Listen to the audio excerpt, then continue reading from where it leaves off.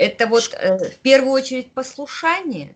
Нет, нет, ни в коем случае. У нас, если ребенок пересекает границу в Германии, больше 1 дня не имеет права оставаться дома. Полицист приедет, заберет и привезет в школу. Дети, они очень самоуверенные выходят из школы. Ну,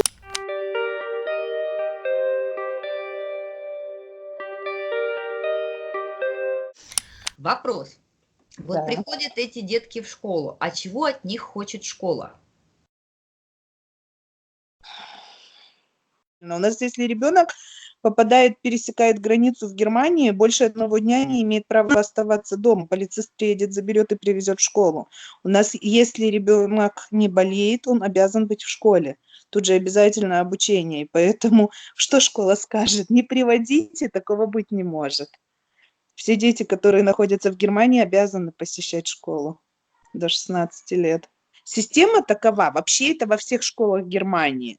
В 8 начинается школа, и без 1 минуты 8 все учителя заходят к секретарю и получают списки, чьи родители позвонили, какой ребенок сегодня болеет.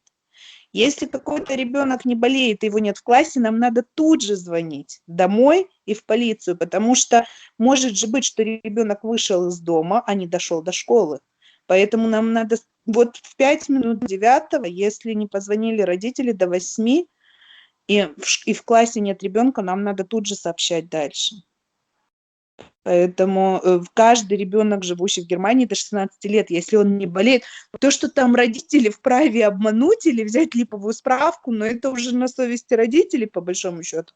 Но не может такого быть, что конечно, родитель не может сказать, вот это сейчас у нас такое начинает происходить, что вот приехавшие из других стран, они могут сказать: мама пошла к доктору, а мне надо было за маленьким братиком смотреть. Но это катастрофа, это сразу же сообщается в учреждение по делам несовершеннолетних, как это у вас, органы опеки, да? Это сразу же, такого быть не может. Каждый ребенок до 16 лет должен учиться. Вот здесь так. Поэтому в этом плане немножко, да, строже. А что хочет школа в принципе от детей? Не только от беженцев, от приезжих, а вообще от немецких детей. В общий смысл, что школа хочет, чтобы они делали? Это вот в первую очередь послушание? Нет, нет, ни в коем случае. Школа хочет в первую очередь дать детям основу для того, чтобы ребенок, например, если это в начальной школе или после 10 класса, вышедший в мир, просто смог жить. То есть у нас главная задача, чтобы ребенок 4 класса выйдет, он должен уметь читать, писать, знать таблицу умножения, грубо говоря, и быть социализирован в обществе. Это самое главное.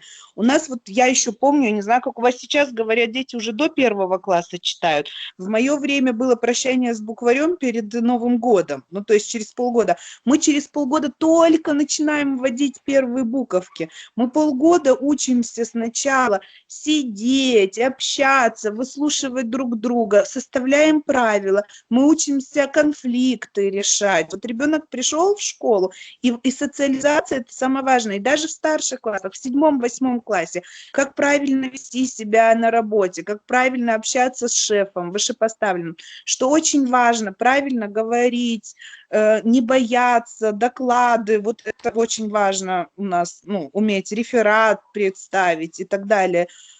Как таково знание, но основы. А социализация в обществе, я думаю, это основное, что пытается дать школа ребенку. Потому что в обычной семье нормальная ситуация, обычно это один ребенок. И если мама работает, то ребенку социализироваться где, когда, как, обычно. Поэтому школа это единственное, опять же, вот у вас кружки, такая кружковая система немножко другая.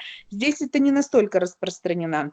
Спорт, да, там все мальчики футболисты, все девочки волейбол играют, но вообще это не настолько распространено, как у вас. Ну, то есть там такой фольклор и все остальное, танцы, рисование, это уже гораздо меньше. Музыка тоже только, ну так, на уровне интереса ребенка. Не требуют, не ходят в так музыкальные школы много, как в России. А основное, да, школа это там, где ребенок учится прожить в нашем обществе. Вот это самое главное.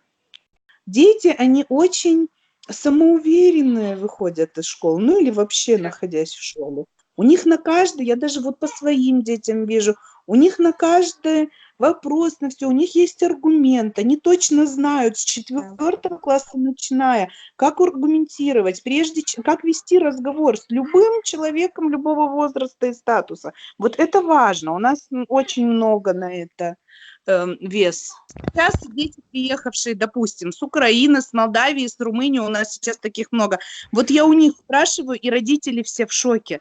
Говорят, как дети, которые не понимают по-немецки, идут без страха, с удовольствием в школу. Правда, дети, основная масса детей, ну вот я, например, по своим детям вижу дома, никогда у нас нет проблемы, я не хочу в школу. Но я такого никогда не слышала.